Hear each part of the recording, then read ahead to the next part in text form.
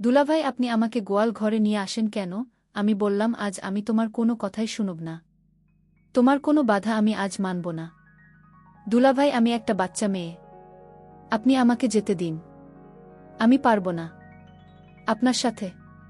তুমি পারো আর না পারো সেটা আমার দেখার বিষয় না।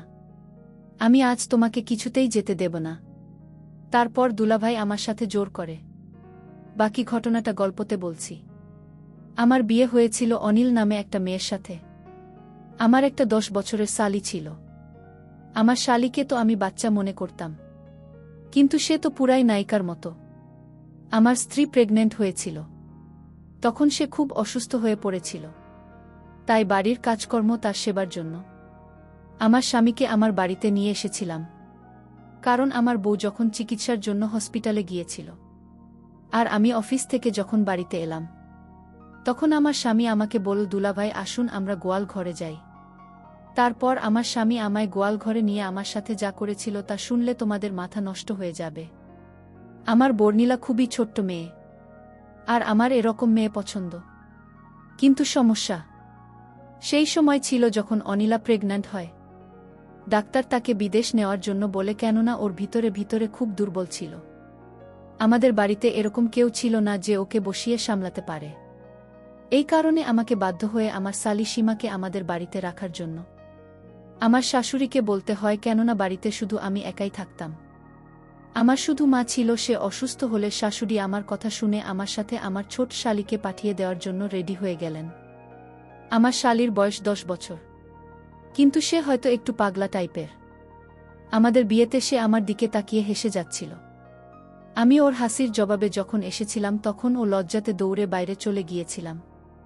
ওর ব্যবহার দেখে আমার খুব অদ্ভুত লেগেছিল। যাই হোক, আমার শাশুড়ি আমাকে ডেকে বলতে লাগলেন, সীমা, নিজের কাপড় চোপড় ব্যাগে ভরে রেডি হয়ে নে, তোর জামাইবাবু তোকে নিতে এসেছি। এই কথা শুনেও তাড়াতাড়ি করে নিজের ঘরে চলে গেল। আর কিছু সময় পরেই একটা ছোট্ট ব্যাগ নিয়ে বেরিয়ে এল। আমি বাইকে করে আমার শ্বশুর বাড়িতে এসেছিলাম। এই কারণে নিজের বাইকে ওকে বসতে হতো।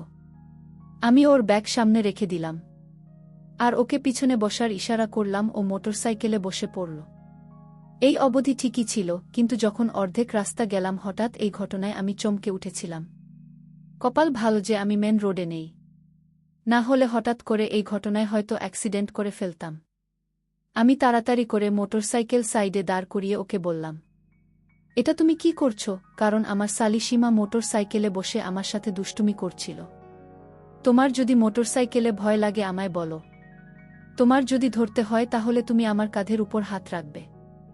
আমার কথা শুনেও তাড়াতাড়ি করে ঠিকঠাক হয়ে বসে এরপরে আমি ওকে বাড়িতে নিয়ে এলাম।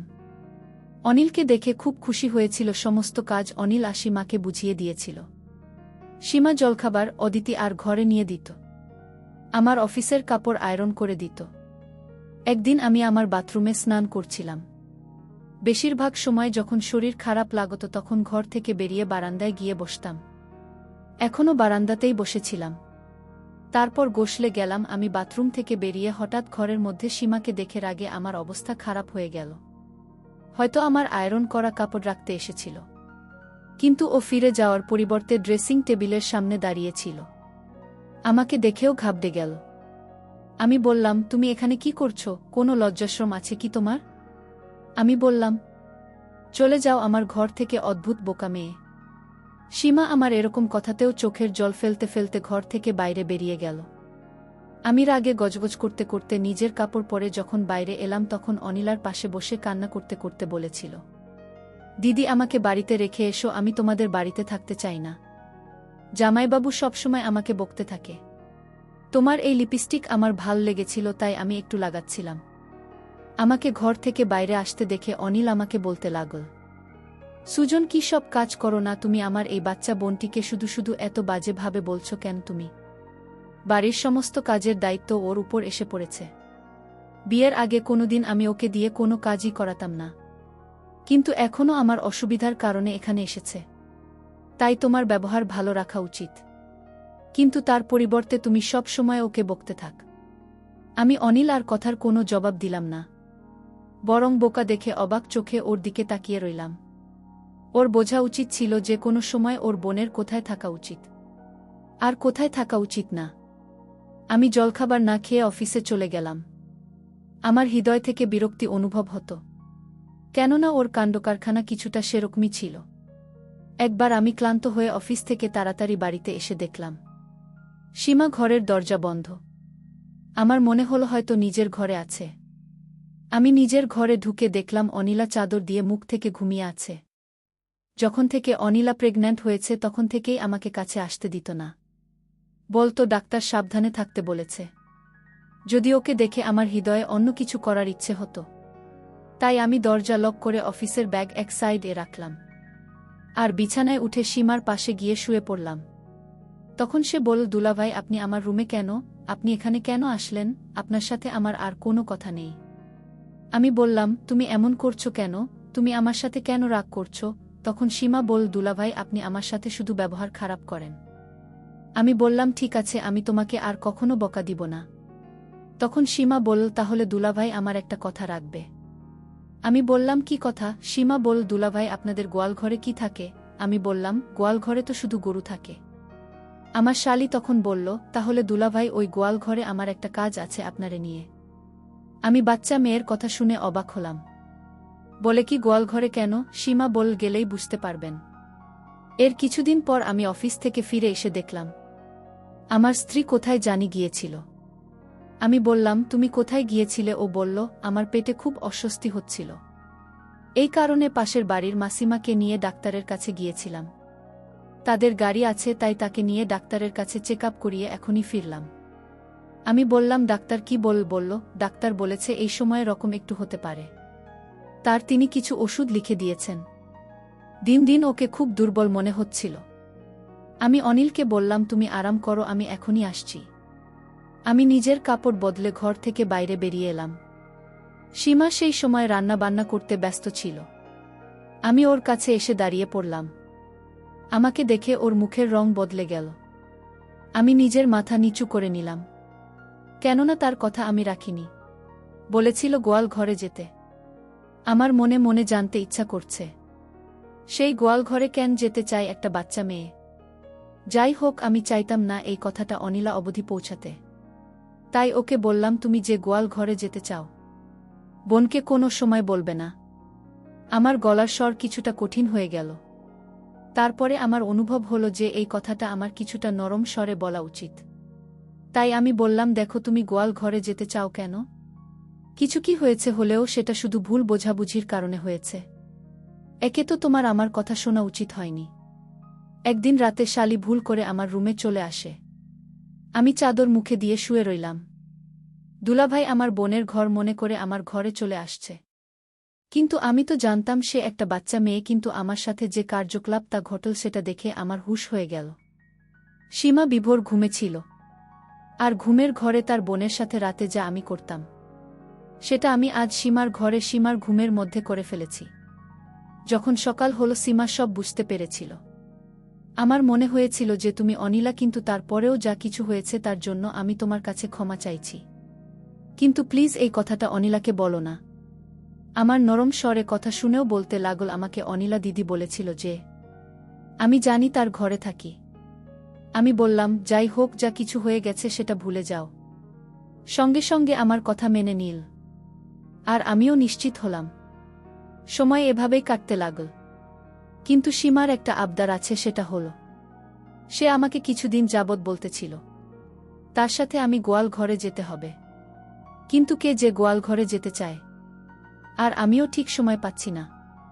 কোনো সময় যাব। সে আমাকে বলেছিল এদিনের রাতের ঘটনা তার দিদিকে বলবে না, যদি আমি তার সাথে গোয়াল ঘরে যাই।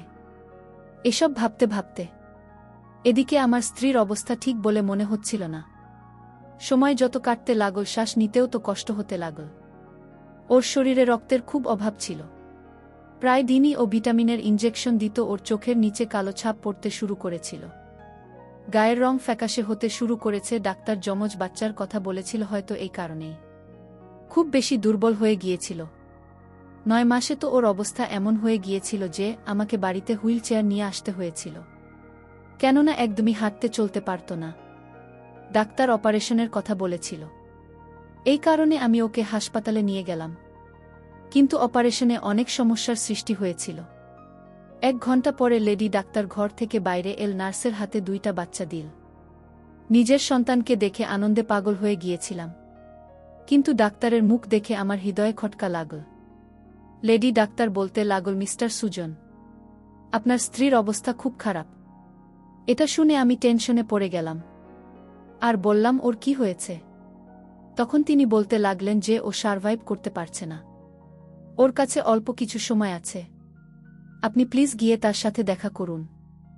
এটা শুনেই আমার যেন মনে হলো আমার পায়ের নিচ থেকে মাটি বেরিয়ে গেছে। আমি বললাম, এসব আপনি কি বলছেন? কিছুই হতে পারে না। আমি দৌড়ে তার কাছে এলাম এবং দেখলাম খুব কষ্টের শ্বাস নিচ্ছিল। আমি ওর কাছে গেলে ওর চোখ থেকে জল গড়িয়ে বালিশে প্রবেশ করেছিল। আমাকে দেখে ও হালকা একটু হাসার চেষ্টা করল। আমি ওর কাছে গিয়ে বসে পড়লাম। ওর চোখের জল ফেলেই চলছিল।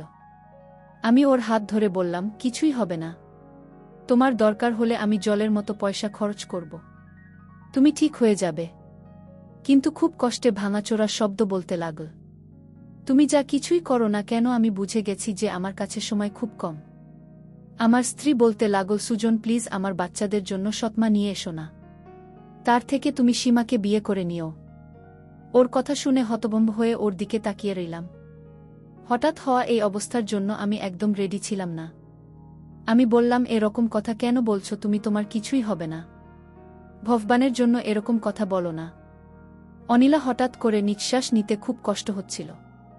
আমি ডাক্তারকে ডাকতে শুরু করে দিলাম। আমি চিৎকার করে করে সমস্ত স্টাফকে এক জায়গায় করে ফেললাম। ডাক্তার তাড়াতাড়ি নার্সকে ইঞ্জেকশন দিতে বললেন। সমস্ত লোক আশেপাশে দাঁড়িয়েছিল। আমার চোখ দিয়ে জল পড়তে লাগল। কিন্তু এত কিছুর পরেও আমাদের ছেড়ে চলে গেল। আমার গুণটি সেই সমস্ত পুরুষদের মধ্যে হয়তো যারা নিজের স্ত্রীর জন্য সমস্ত স্বপ্ন, সমস্ত আবেগ কন্ট্রোল করতে পারে না। এর সাথে আমার এরকমই বন্ধ ছিল ওর শান্ত স্বভাব। আমার হৃদয়ে ওর জন্য আলাদা জায়গা করে নিয়েছিল। ওর প্রতি আমার গভীর ভালোবাসার কারণে আমি কখনো সীমাকে নজর উঠিয়ে দেখিনি।